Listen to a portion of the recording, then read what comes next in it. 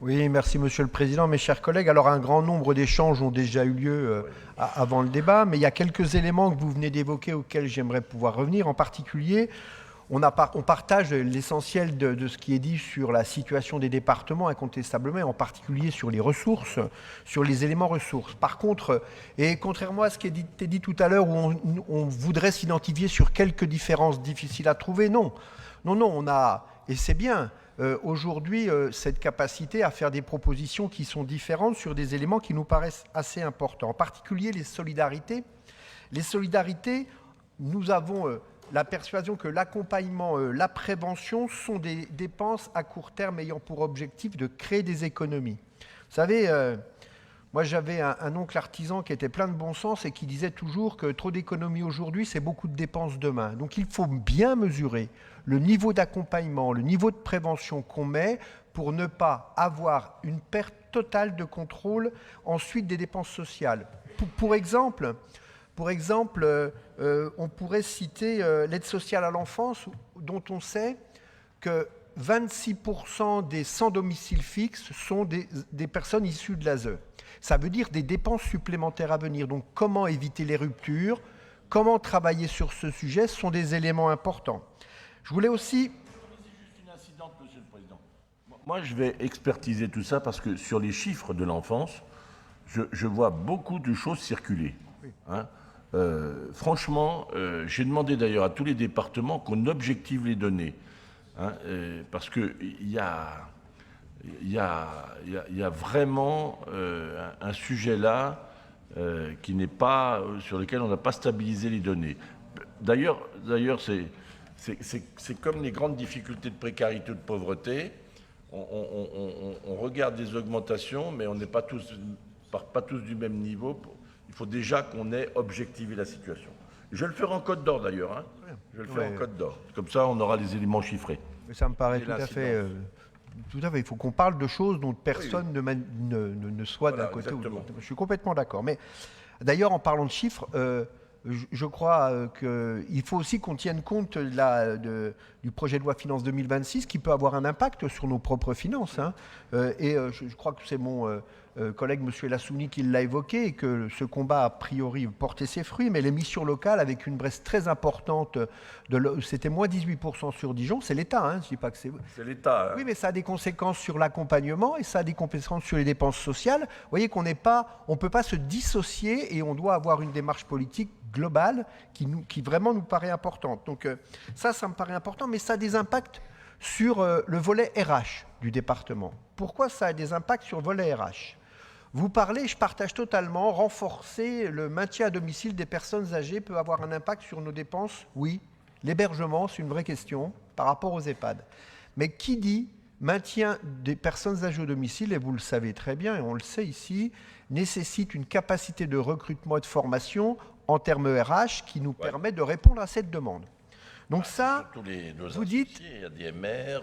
Vous avez dit, oui, bien sûr, vous avez dit, Monsieur le Président, personnalisation de la réponse. Oui, bien sûr. Mais cela impacte aussi nos capacités RH d'être en capacité de pouvoir donner ces éléments de réponse. Ça, c'est important de le dire. C'est nos capacités, si vous me permettez. C'est nos capacités, mais c'est aussi la capacité des acteurs qui interviennent pour notre propre compte à assumer les missions qui leur sont confiées. Oui, bien sûr. Donc nous, on est impacté indirect, on est impacté financièrement, mais on n'est pas impacté, si vous me permettez, strictement par nos agents. Parce que beaucoup agissent pour notre compte. Oui. D'ailleurs, j'ai demandé au service de procéder à des évaluations précises des conditions dans lesquelles sont assurées les missions que nous confions à tiers et pour lesquelles nous finançons. Et nous ne sommes pas employeurs. Mais je rappelle, ce sont des salariés du champ social, nous ne sommes pas employeurs. Ce n'était pas la nature de mes propos, mais justement cet impact, il est absolument... Il a un impact réel et direct sur nos propres dépenses. Oui, sur nos dépenses, voilà. Oui, mais c'est bien ce que... Je parle du volet, je vous ai parlé du volet ressources où on partageait, je vous parle du volet dépenses. Par exemple, les assistants familiaux, je crois, dans un autre domaine qui nous concerne le plus, vous avez mené une campagne de communication et de recrutement. Et serait-il possible éventuellement de nous dire l'impact si on a une efficacité ? Oui, quand ce sera possible. Hein. Alors, excusez-moi. Moi, on a un petit échange comme ça, excusez-moi, c'est pas la coutume. Mais vous savez que moi je m'interroge beaucoup parce que l'impact, on va le voir quand les personnes qui arrivent seront formées. Moi, j'étais pas très favorable pour parvenir à 500 heures. Je parle sous votre bienveillante attention, Emmanuel Coin. 500 heures, on était à 200 auparavant. Donc, à un moment donné, formation, oui, accompagnement, oui, mais professionnalisation jusqu'à quel point? Alors qu'on demande de la bienveillance et que l'alternative à l'assistant familial, c'est l'hébergement collectif avec toutes les difficultés qu'on a de concentrer les difficultés. Donc, il y a un moment donné, là, je l'ai dit aux ministres successifs et aux associations, former, oui, mais s'assurer de la bientraitance et de la bienveillance, c'est aussi important. Mais là, à 500. Donc, je pourrais vous dire l'impact de tout ce que nous faisons au terme d'une formation, quand les gens vont entrer dans le dispositif et ceux qui vont en sortir. Parce que et pour entrer dans le dispositif, croyez-moi, quand ils vont annoncer à une famille qu'il faut faire 500 heures de formation, c'est dissuasif, Non, c'est un élément. Je m'arrête, monsieur. Mais dans la continuité, vous parlez de compétences, de technicité, de services rendus. Il y a un élément qui le reconnaît au sein du département, il y a le RICEP qui peut être un levier d'action sur cette réponse, parce que la difficulté de recrutement qu'on a en zone rurale, par exemple, peut être impactée. Donc ça, on en est parfaitement conscient. Il faut travailler sur ce RICEP de manière à avoir un dialogue qui nous permet de travailler correctement. Ça, c'est important. Au même titre, puisqu'on est sur le dialogue un peu et le dialogue social, vous évoquez l'intelligence artificielle, et c'est bien de le faire parce qu'il faut travailler sur quelque chose dont l'évolution est évidente.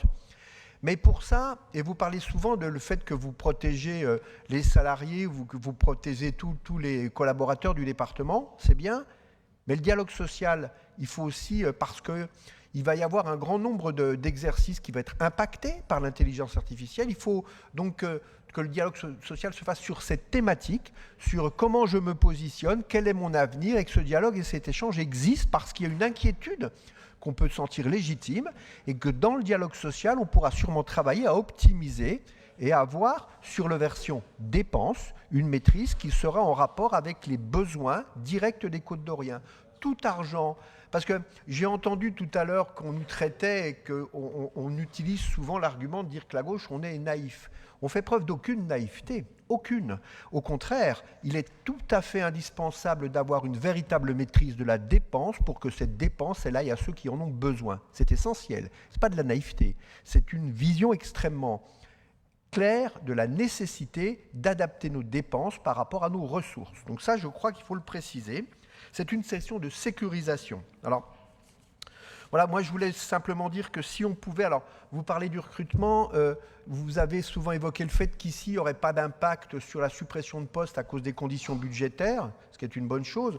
En même temps, quel est le niveau de postes vacants pour lequel on n'a pas d'occupation de poste, parce que voilà, il faudrait aussi le maîtriser, parce que ce n'est pas parce que le poste existe qu'il est pourvu. Ça, c'est important. Et vous évoquez un autre sujet, alors j'en profite. Vous savez qu'on avait évoqué lors d'une dernière session notre désaccord par rapport à la transformation d'un poste de médecin en poste d'infirmier à la médecine du travail. Vous avez évoqué les déménagements et l'optimisation du patrimoine avec cette diminution de la dépense par rapport à l'optimisation des coûts, donc des ventes de biens et des déménagements. Je crois qu'il y a un sujet sur lequel il faut une certaine attention, et ça c'est ma position de médecin qui est mise en avant, je vous le dis franchement, c'est la localisation de la médecine du travail. Parce que les salariés doivent se sentir, pour pouvoir contacter la médecine du travail, se sentir totalement pas de pression. Je sais que ce n'est pas l'objectif de mettre sous pression, mais il faut être en capacité de leur démontrer qu'on ne le fait pas. Donc je crois que le lieu où doit être la médecine du travail doit être réfléchi avec attention et dans le cadre du dialogue social, écouter ce que peuvent dire. Mettre la médecine du travail, pour être très clair, au milieu de la RH, je ne sais pas si c'est quelque chose qui ne peut pas avoir un impact sur le rapport du salarié avec la médecine du travail. Je le vous disais en toute... vraiment, c'est vraiment un sujet pour lequel, à mon avis, il faut avoir de l'attention. Ça pourrait éviter potentiellement un certain nombre de tensions. Je le dis parce que c'est un sujet qui, à mon avis, est important. Donc ça, c'est vraiment quelque chose qu'il faut qu'on aide. Et puis après, on en reparlera au budget. mais il y a des lignes de dépenses sur lesquelles il y a des questions qui peuvent se poser et des questions qui sont des questions, on dira, qui nous différencient. Monsieur, Je vais vous donner... donnez-moi quelques pistes je vais sur vous un en- débat d'orientation Je budgétaire. vais vous en donner une. Je l'ai évoqué tout à l'heure. La marque 100% Côte d'Or. Je sais il y a une grande sensibilité à cette marque. Et de cette marque, ça n'est qu'une marque. On peut en faire plus qu'une marque qui correspondrait à ce qu'on a dit en termes de qualité environnementale. On pourrait y rajouter des critères environnementaux, des critères qui seraient liés plus fortement au développement, non pas d'une simple marque, mais de quelque chose, un label de qualité avec derrière des exigences de qualité. Par exemple, qui ferait que l'investissement aurait un impact environnemental sur le choix qu'on ferait sur notre département. C'est un exemple de faire d'une marque quelque chose de plus large, avec des critères d'inclusion plus importante par rapport à la mise en œuvre de ces projets. Enfin, je sais pas, il y a un vrai travail qui peut être fait. Et puis il y a des choses plus claires par rapport à qui a besoin de quoi. Et Mme Maglica a évoqué le fait qu'il y avait un grand nombre de personnes qui étaient aidées, qui en avaient peut-être moins besoin que d'autres. Donc la progressivité, vous savez qu'on y tient. Qui doit être aidé Pour plus les que repas. d'autres ? Entre autres, pour les repas, mais l'aide qu'on apporte au collège, par exemple, apportée à ceux qui en ont plus besoin, et de façon adaptée aux besoins du territoire. Un certain nombre de points sur lesquels on pourra les Il y a évoquer au d'autres budget. points, allez-y, parce que Mais il y a des pistes. comme on est sur une orientation budgétaire, allez-y, hein, faites-nous des propositions.